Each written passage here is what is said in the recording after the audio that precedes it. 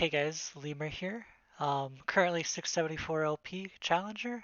A week ago I played a game, Ahri vs Annie, and I thought I played particularly well, so I thought I'd do a quick VOD review over that game and point out some of the things that I did well, some of the things I did bad, and what learning things that you guys can take from it to hopefully improve your own gameplay. And then just a quick announcement before we get into it is I'm currently doing coaching for $10 per game.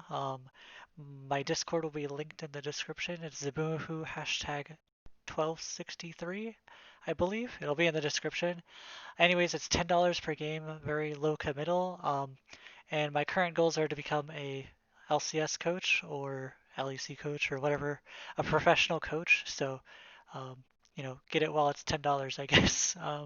Because I think I do a pretty good job, but I'd love to hear feedback on that. I just had a session with someone from my YouTube channel, and I think that they learned a lot. Anyways, let's get into the game. Currently, we are up against Knight of Saber. If you don't know who he is, he's actually probably the best Annie in NA right now. I think he's even higher than Annie bot. I don't know whether he's actually the best Annie or not, but he's the highest ranked Annie, so definitely has some merit. If you're gonna call me the best Ahri in NA, then I guess you have to call this guy the best Annie in NA.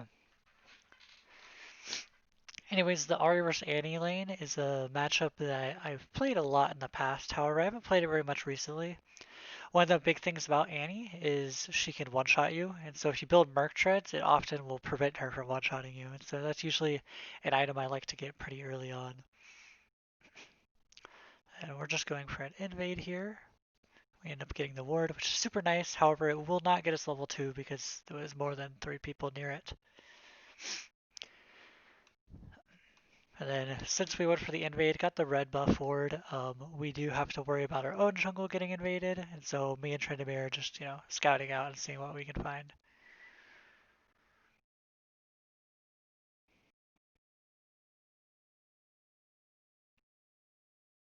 So here we get a little bit of poke.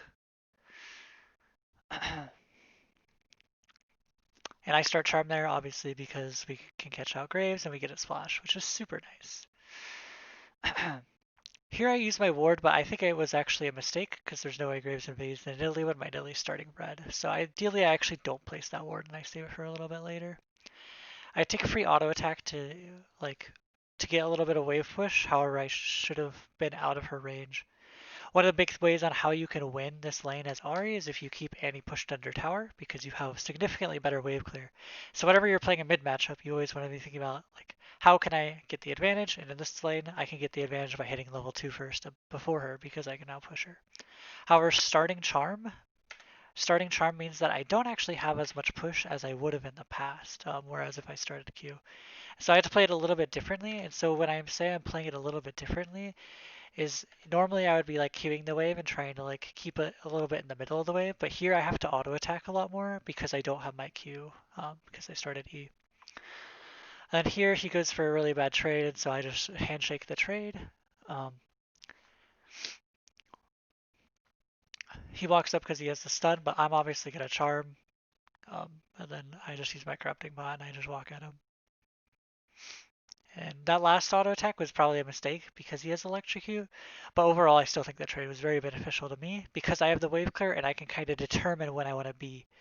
If you have the wave clear advantage, for instance Ahri obviously has better wave clear than Annie, you can usually be the deciding factor on when you guys recall, as long as you aren't getting extremely low HP. And so since I have the wave clear advantage, I can choose when I recall, which is a huge benefit, especially if you are CSing well and the opponent is not.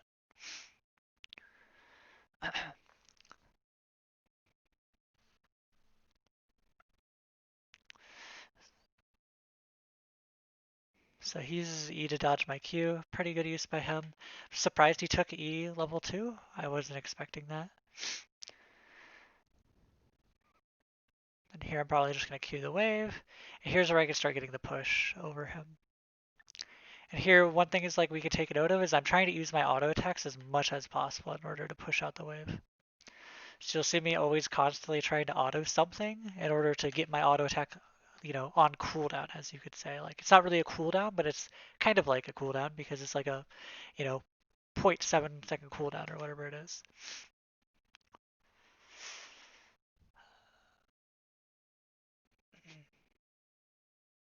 So there I should have got traded on a lot harder for that mistake of walking up. End up not getting being punished 100%. One of the things that we can notice here with this gank coming is we know Graves is over on this side. So if he's in this bush, I'm actually pretty scared if she gets her stun back up. She's currently at 1 stack though. So having a ward up instead of using it at level 1 maybe could have been a good time to get a ward here. And then what I could do is I could push Annie to the other side by standing over here, and then she'd rotate over here, and this sets up for like an easier bit of a kill. However, it is pretty scary to walk over to the right-hand side. And so this gank ends up just not working out. However, Nidalee is kind of just waiting for the crab to come up. So instead of running away, like to my tower, I just run to my jungler, and then they know my jungler's there. So alright, so my Nidalee makes a very conscious decision here to actually fight the Graves at Crab. And so what does this mean for me? First of all, there's a few pieces of information we know. Is Graves has no flash, Graves no F, right? And then I have wave clear advantage, and I have my passive up, so I can regen a lot of health. This is an F, by the way. Okay, so Graves no flash, and I can probably get the push here. And so there's two options I can do. I can either instantly run over and follow her here, and then he just backs off the crab and we get it. Or I could try to push in this next wave, and then push in the next one after that, and then run to the crab. However, I wouldn't want to queue this wave if I wanted to run to the crab immediately. I'm actually curious what I do here. Both are good options. It's either you don't hit the minion wave at all, or like you just last hit, or you just hard shove as fast as you can. I think I'm going to go for the hard shove here. Looks like might have been the incorrect play if Annie's smart. However, we don't have bot control, so maybe with the information that we don't have bot control, we should just always give this. So yeah, maybe it's fine. Maybe she's just going for her blue to protect her blue and just giving both scuttle crabs. So here we should obviously know Graves. Graves is going to do this path. He's going to go from scuttle, and then he's going to path through Ben and go for that X scuttle. So we should always be safe here, and we should never get a bad trade, or like we should never like get super punished. Okay, he uses W. So that's kind of a way that we can track jungle pathing is we know he's going for the scuttle crab, and then he knows that Nidalee's over here, and so he's going to go for the next scuttle crab. So we should never fall to that gank, even though we don't have any ward like directly on him. So we see Graves pathing top.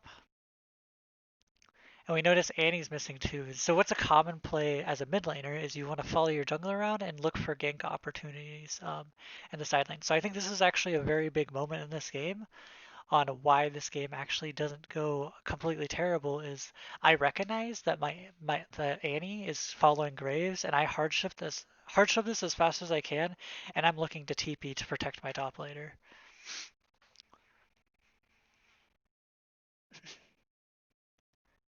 And so I want to recall first, but I can't, otherwise he'll just die. So I end up just TPing early and just protecting him here. And so they get my TP, but one thing to note is that she's missing a whole cannon way mid, and it's going to slow push back to me. All right. That was just a bad charm. I could have waited.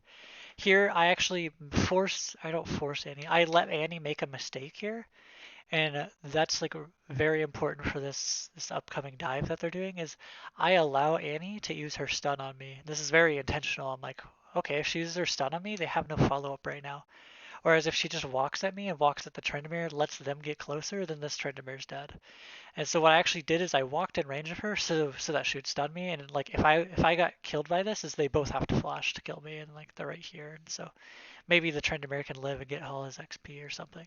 So that's one of the big things I did here is I just let Annie stun me. It's kind of weird, but it's actually super important for that to occur. And here Nidalee's coming up. I maybe could have held my charm and then went for a charm flash. I think might have been the better play. But all in all, not too bad. Our bot lane gets killed, and that's okay. So I'd say this is like a very this play like of getting stunned by Annie was like super important. And this Annie, if this Annie's like a better player, she just doesn't stun me here. I'd say like that's not Annie specific. That's just like player specific, I guess. Is like she doesn't know the win condition is to stun and have her team follow up. She thinks just like poking me or something is gonna matter. So, um, so that was really good for us because if Annie just saves her stun, we end up dying there. So this is literally like a thing that you guys could do in your game is if you see someone like willingly wasting a spell on you, that's like you can bait it out. And like this is in Challenger. This person's like rank 80 whatever, like this and this person's making this mistake. So they would definitely make it in anything lower than that as well. All right, and then we just recall, we get our revolver. Another optional buy here would be Merc Treads. However, I just didn't have enough money. But this Annie is not playing particularly well, so I was pretty fine of not going Merc Treads. And I might have magical boots. I'm not 100% sure on that. I don't like to take magical boots versus Annie for that reason, is so I can get boots early if I need to. But like we said before, we identified that this top play was happening because we saw the Graves path over and we saw Annie was missing. And so we ended up hard shoving the next wave with our minion dematerializers, and then now it came crashing back into us. So we have a huge wave to collect, and she's down, or like 2 or 3 waves. So very big win for the mid lane here. And that's not through sheer mechanics, that's not through sheer like anything, it's just like sheer like mid lane, like understanding how to use TP, understanding the map.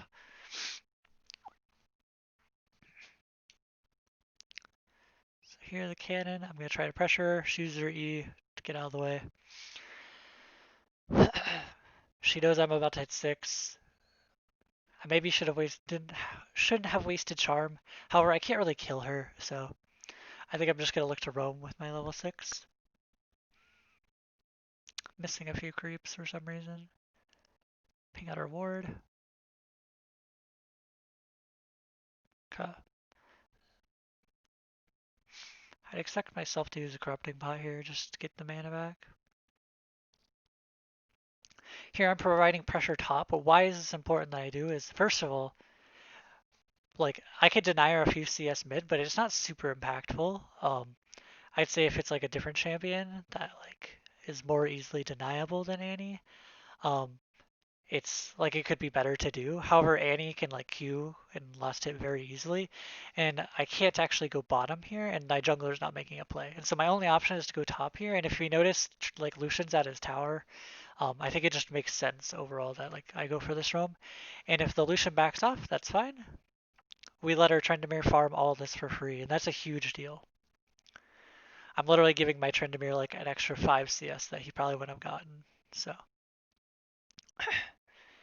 if you think about it in that sense, then my Tryndamere just got like 100 gold for me doing that small roam where I didn't miss any like XP. So overall net gain for me.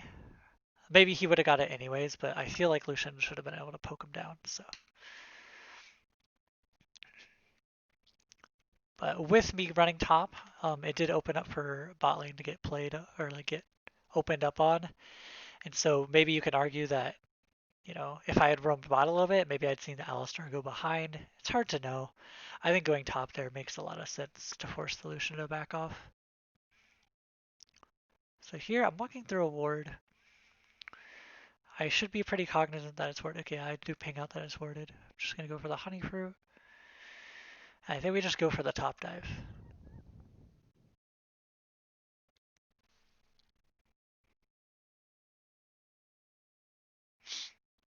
Okay. Nice. So here I should Q the wave to help him push it faster, but I think I end up not doing it. It actually might be okay for me not to Q that there. And the reason why it could be not okay is if we push this a little bit slower than necessary, then it'll actually bounce back into him rather than like be caught in the middle. It would be better if it was slow pushing towards him as long as he's not getting dived on that slow push. But he does end up getting blown up by Annie, so ideally I just actually push that way with him. So a little bit of a mistake from me. I actually kind of got him killed by not pushing the wave with him there. And then here we're just looking for a kill on the Annie. However, she does like a really weird path that like, why would you ever do this path? Unless she knew we were doing this. It was very weird. And then here, I don't know why Nidalee's so scared. But I trade flashes for her. That's kind of fine for me. I don't know where Graves is, so I just had to back off. Oh, he's bought now.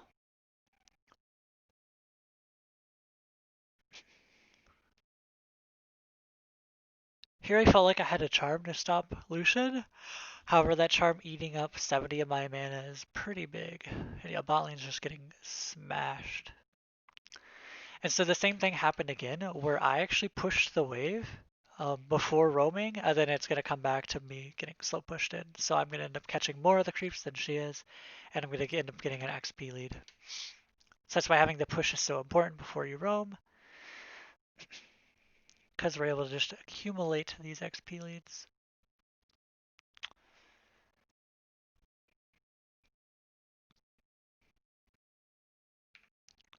Okay, and essentially we're out of mana, so we need to recall, even if it's not the best recall. But she ends up going B2, which might have been a mistake. We see Graves going for the Herald.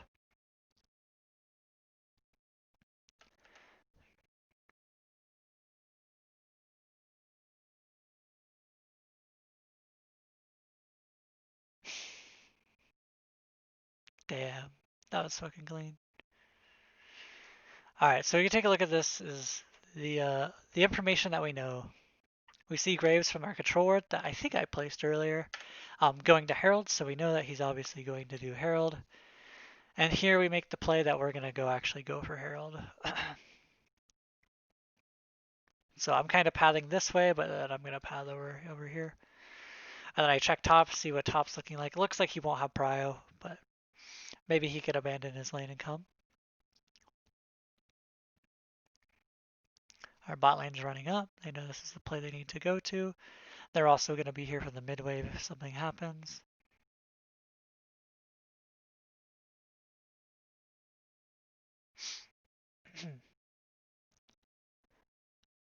So here I bait Annie's stun again and ended up coming out on top. And so a big thing about Annie is like if you can make her waste her stun, she's just like a worthless champion. So I do exactly that with my stopwatch, which I think was very, very good. I even bait Dokla Lucian Slash by holding my stopwatch for as long as I probably could have. Like right here, I see it coming in, but then I Zanya's, and so I actually bait his flash because he actually has a super nice combo here if I don't Zanya's. So very nice play overall, and that's just using our stopwatch to the maximum effectiveness.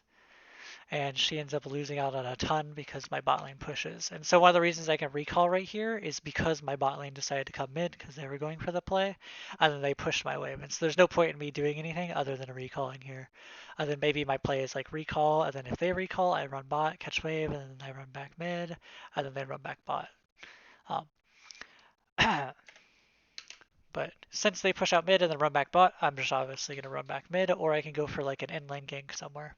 But I don't have my ulti, so it's a little bit more risky in that sense. Um, for instance, if I had my ulti right now, I think a good play would be to run straight bottom lane or straight top lane instead of going to mid here. And then maybe TPing back mid. I guess they do have Herald though, so that's something that we need to consider if I go for another play. So I think potentially this was actually a mistake by me, is I should never run back mid straight from base, and I should always like look to run like more this way, and I think I didn't take the correct path. So like I could have been here and I'm right here. And so I think in this instance it doesn't matter, but there are some instances, where Pantheon gets to here or something and I could charm in GLP and save him or even get a kill. So I'd say that's like a small mistake by me that could be a big, like a good outcome for our team. Okay, we see Graves. I toss out the ward to see if he passed to mid. Looks like he's going for a Gromp.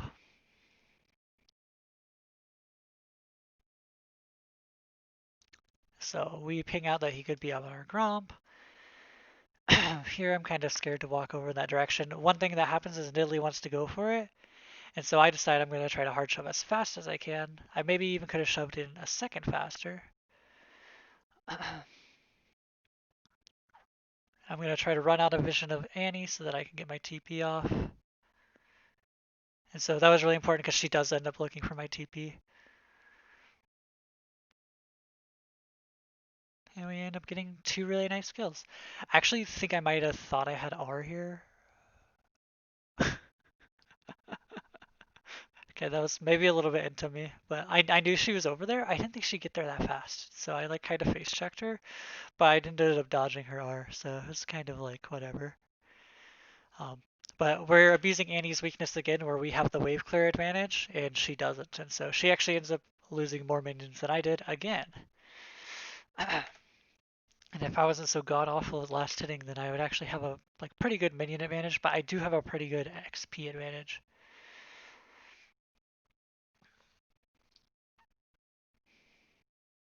So one thing is Annie is missing. She doesn't have ult though, so maybe she's heading top here. Something I should ping out. I don't think I do. I think she does. Oh, he just dies. Okay.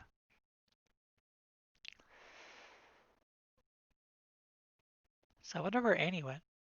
Wasn't she full health? Hmm, weird. Oh yeah, she was running top, so that was definitely something I could have pinged out, and maybe he would, just get out because he knows that he's for sure dead.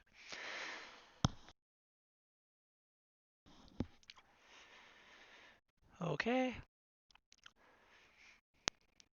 So she just used her stun, so I'm free to walk up and do whatever I want. I'm just pretty much making this lane all about roaming. It's not about her one-shotting me. It's not about me one-shotting her. It's like, I want to make this lane about roaming, but I'm just going to push faster than her.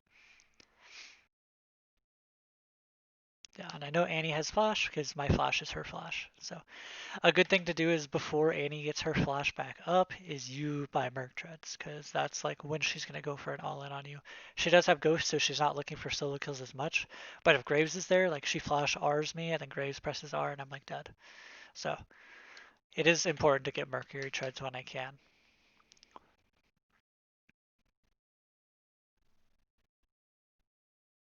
Okay, so we're just going to push in, go for the recall like we said, use our corrupting pot just to get a little bit of mana before we didn't, but that's okay. We actually could have left base with 100 extra mana or so if we used our corrupting pot, but that's fine. It's like kind of a little bad that we did that. Alright, so one of the things that's happening is a more of a macro concept, I guess, is since Lucian killed the top tower, so you can obviously look, Lucian killed top tower. He has nothing to do except for like defend top tower, or once he pushes it in, he's just gonna be like looking mid. He's gonna be looking to make like a play bottom, defending bases. He's gonna be looking to do anything on the map. And so what we need to do is we need to just stall and let him make him answer top. All right, because if he answers top, then it's still a 44 on the rest of the map. And so if we actually make anything aggressive happen right now, is probably bad for us. Yeah, and so I tell my team, wait for someone to go top. Because there's no reason for us to make a play until he has to end up showing top here, which it looks like he's going to do. And so here Annie can actually be in the bush bot lane. Maybe I should have pinged out. I think Annie could actually be in this bush I'm about to face check. Okay, she could have. It actually wouldn't be unreasonable, and I don't think I was thinking about that during the game because Lucian caught mid and then ran back top. Like Annie had time from base to do this and run through the lane. And so at least maybe I was thinking about that because I ran bottom to make sure that like if she was there, I'm also there. But I don't know if I was super aware when I was face checking these bushes that Annie could have been there. And Trinity ends up taking mid, which was kind of a little bit weird or awkward because I was running back to go get it, but I ended up getting the ward. We're kind of in this lull state where top and top is just like pushing back and forth, but we're coming out on top because I think that Lucian like bullies Tryndamere hard. And so if we can get them out of like the bullying part, then we're in a really good spot. So here I made sure I didn't show her that I was running bot, and so what I do is I actually just path backwards. Maybe a play that I can actually do here is I path this way. I don't know why I changed. Like I path this way. But I'm never actually gonna go top here because you should probably never die. Because this is probably all warded because he walked through there. And so what I'm gonna do is I path this way as I kill this minion, and then once I leave her vision, I'm gonna go back that way. And that's something I probably should have done. Instead, I just showed I was like going back to my tower. But we're kind of just in a lull state where it's it's good for us to not make any plays right now. And then Lucian starts freezing, and that's where then this stuff happens.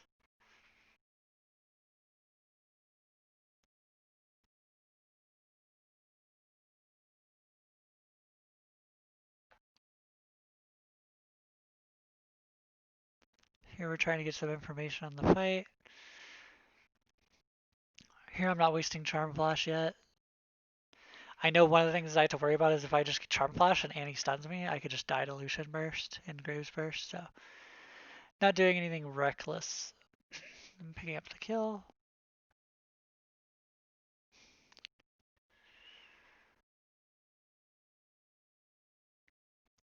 Alright, and nice.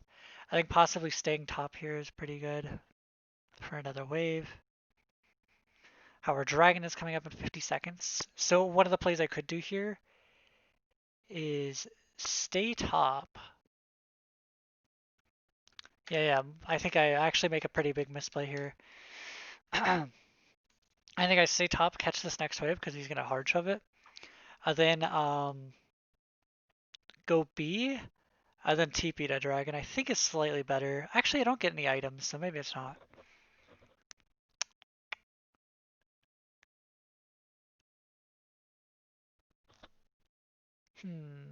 But we're going to be losing a wave.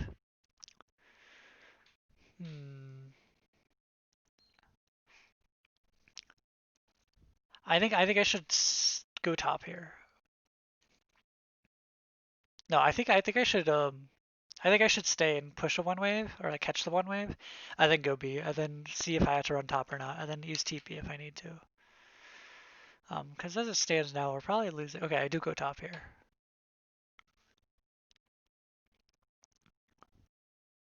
We still have 30 seconds, so like I'm trying to wonder if I can get my twin shadows before dragon comes up. But I think I just have to TP early now.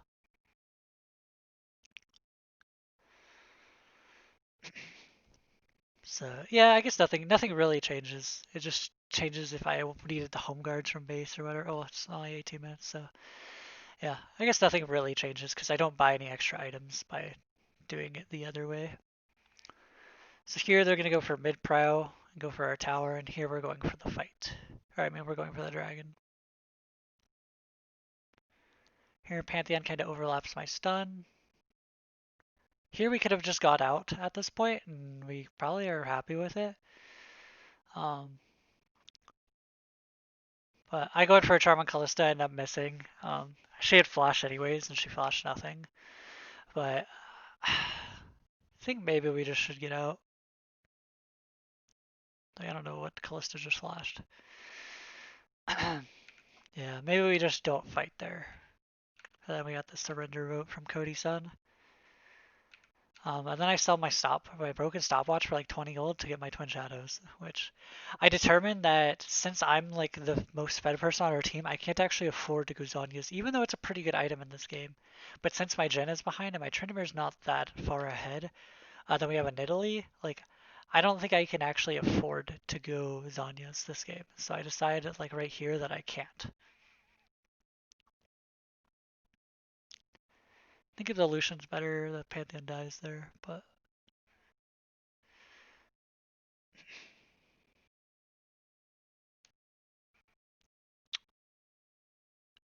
at Callista. I know I have plenty of time to catch mid. Oh, oh. It is 5 a.m. if you didn't notice. Or almost 6. I have plenty of time to catch this wave because it's up to this tower, and then like someone else can catch it as well. So I'm going to look to get this kill top lane. We see Graves behind me. So I should probably not be going as hard as I am for this kill. Oh, I definitely did not see.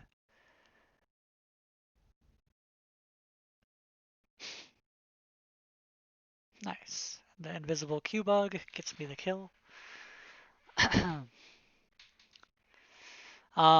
the one thing I didn't notice that Annie was actually walking up. We saw her like before the smoke screen too, and we could just assume like we see her on the minimap right now. So I actually have time to look at the minimap right now because there's nothing I need to look at on my screen, I think. But I do end up getting smoke screens, so there's kind of a thing. One thing to notice here is I use my passive extremely well.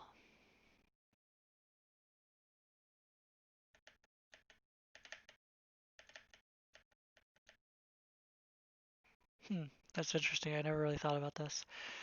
Just like a quick Ahri specific thing, I guess is like since I'm at 8 here, I get 9, alright? And I actually R, and I R'd here, so the R is going to hit these minions and I'll only get 2 procs or whatever, like I'll heal for like 20 or whatever. But I use my Q immediately as my R lands and I actually end up getting my Q heal instead. So I didn't actually know that it worked like that. But um, it's kind of a big deal that that happens like that. I might not end up getting my Q out or something. So I'm happy about that. We'll watch our Diddly Smurf real quick. I don't. She just gets lucky with the spear, honestly. King Ghidorah.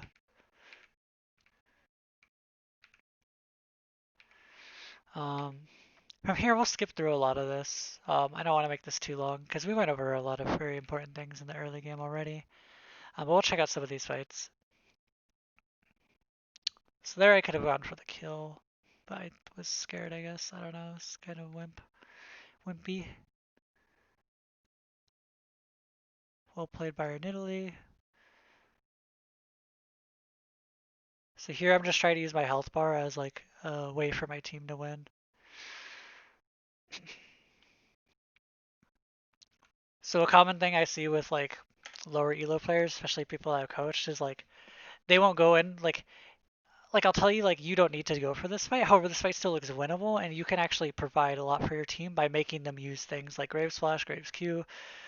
Graves is even his autos are a resource. So if they're wasting stuff on you, then they're not using it on like my team. So even though I die here, it's still like overall going to be net worth for my team. Probably. You kind of have to flip it a little bit. And especially when you're behind, you have to flip it a little bit more than you have to when you're ahead. When you're ahead, you don't really have to flip anything. Like you could just like if you're ahead, you could just play safe and like make conservative plays and win the game. But when you're behind, you kind of have to look for something.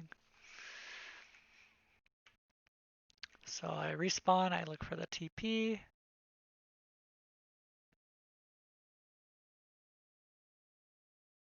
Here we should just always back out.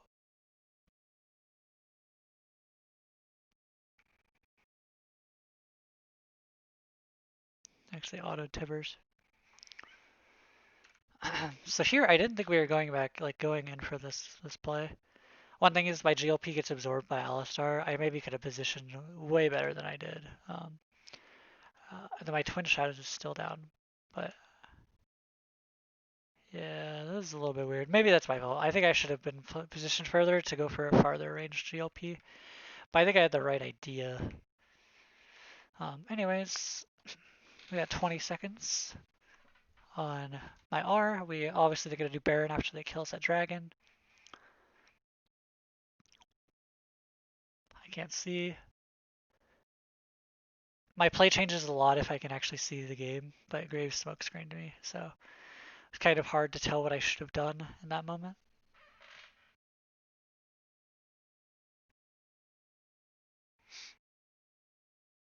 There I try to predict his flash, but unfortunately I don't get it. It was actually so close. Oh, I predicted Z, and then he flashes after. So well played flash from the Lucian. Good reaction flash. Then here we're obviously just gonna try to push the wave as fast as possible. We know no one's in this bush up here because it would be buffed by Baron, so we know we're safe because this would be buffed. So here we're just gonna try to get as much as we can. I end up missing the cannon. Whoops. And then we look for the kill on Annie, and we don't end up getting it. Okay.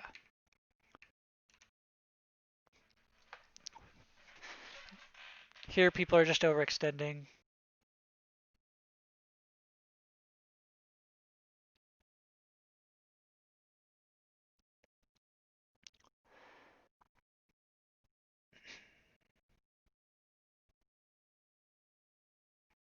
I do the same thing to Annie again.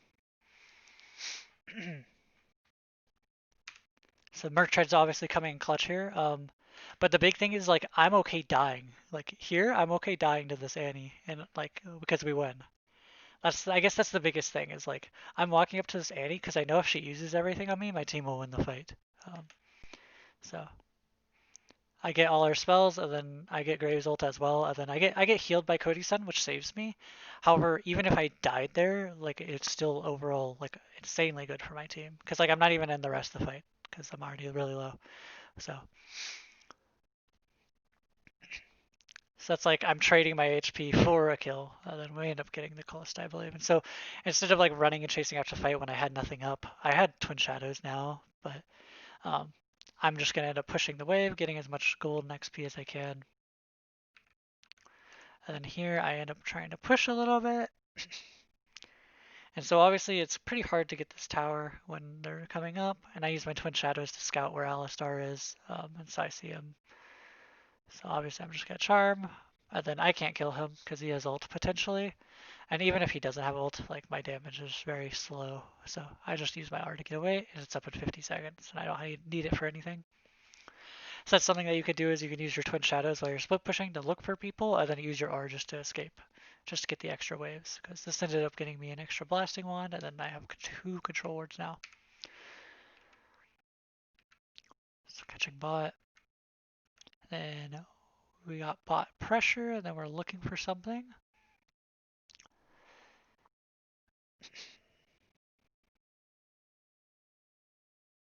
Here I'm trying to get their Banshee's Veils.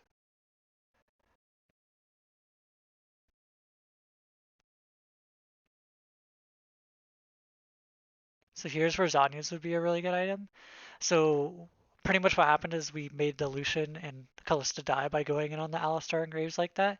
However, if I had like Zhonya's, for instance, Zhonya's was a really good item there because the Leandries didn't actually do a whole ton. However, I still did my job and like split up the team fight for my team in order to win. Like I'm not going in here to actually get the kills. I'm going in here to stop their team from like peeling from their carries.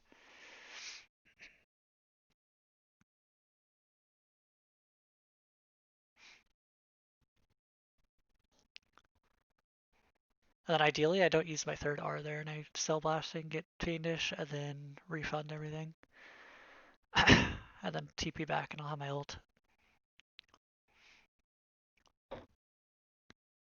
But it ends up being a pretty good fight for our team. I didn't see everything that happened, but I'd say I played that fight pretty well. I think there's a few things I could do differently, but trading myself for 2 of their 80 carries was really good and like would mean that we pretty much won the rest of the fight. And then my team goes for the inhib, and I just tell them not to overstay because Baron's coming up. And then I'm trying to get level 16 off of these Krugs, but I don't end up getting it because the team's already fighting. I see Graves, I get his Banshee's Veil. I also get Graves W, which is pretty big, because that thing's pretty broken.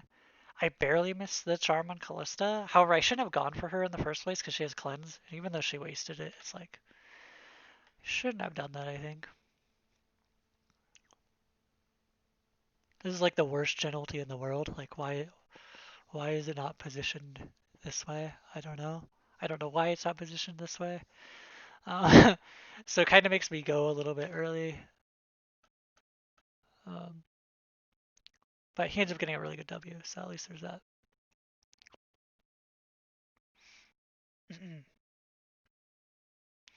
So here I'm just gonna TP back. TP back to mid.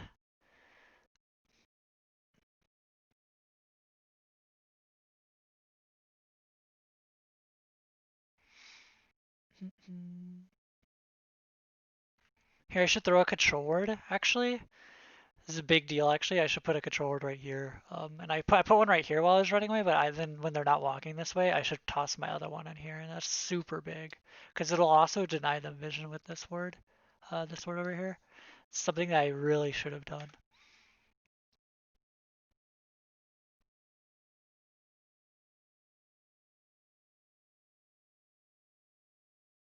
I misclicked there, but it ends up being fine. I think that's the end of the game. So, is it? Yeah, yeah, okay. So the big thing about this play is that we are waiting for our cooldowns, and so we were playing it as slow as we could have. And then obviously toss the control word, we go for the charm, we go for the Q. Here, this actually is an opportunity for Annie to like W stun us, but I think the Jin's out of range, but I'm not. I could be wrong on that. I could be down as well. Um, so maybe ideally what I do is I actually just R like this, where I'm still in range of the R to hit, but I like am not stacked on top of the Jin. Sorry, my throat really hurts. And then here I'm just gonna wait for my cooldowns. And I misclick there, but she tries to dodge. She has no cleanse from the previous fight. And then he has really good reactions to my flash charms. And then Alistar should always kill me there. And then we end up killing them, and then we win. Hooray! So the big things I would want to talk about this game are like identifying where the Graves is going and what Annie's going to try to do to follow up with the Graves. So like preventing that top dive was super big and was a super big reason why our Tryndamere was actually not super far behind. Because playing against Lucian is literally just the worst thing in the world. Um, if you're like a melee champion or even if you're a ranged champion. So preventing that really helped. I'd say a lot of the mechanics this game were really clean by myself. My last hitting was pretty bad. Um, but my roams were very like intentful and they had like a lot of intent. They weren't just like walking out a lane usually. There was a few times where I maybe could have faked a few roams, like maybe looked top and then ran bot. Um, there was a few times where I didn't path correctly out of base. But I think for the most part, this is probably one of my better games I've played this season. Um, but there's definitely some mistakes in there. And then so like a big thing is like as Ahri and especially as Glacial, you need to use your health as a resource, and a lot of champions you need to do that because you're kind of like a support. Um, and so if you're baiting people to stun you, if you know, for instance, at the river fight over here, you bait the Lucian to go in on you, you bait the Annie stun, you bait the Annie stun top, you bait the Annie stun over here. You like the champion becomes significantly worse than yours because like she's just trading you when you've already used your ulti, you've used everything already, and so she's wasting your stuff on her. And so a big thing is like we could have played back, but instead we were actually playing forward and letting her make that mistake. She shouldn't use her spells on me in that instance if she knows I have stopwatch, if she knows like all these different things. Like she could have hit different targets. She could have hit Tryndamere top. She could have hit Nidalee, you know, in the river fight. And so if you let them make these mistakes, then they will. Especially the worse player they are, the more often they'll make the mistakes. But it's about knowing the mistakes yourself before, you know, you're able to make the enemy do the mistake. But yeah, that's about it from me. Don't forget to like the video, and then also contact me on Discord if you want coaching. It's currently $10. It'll probably go up in the future, so just contact me now. Say you're from YouTube. I'll be like, hey, what's up? So I'll see you guys later. Peace.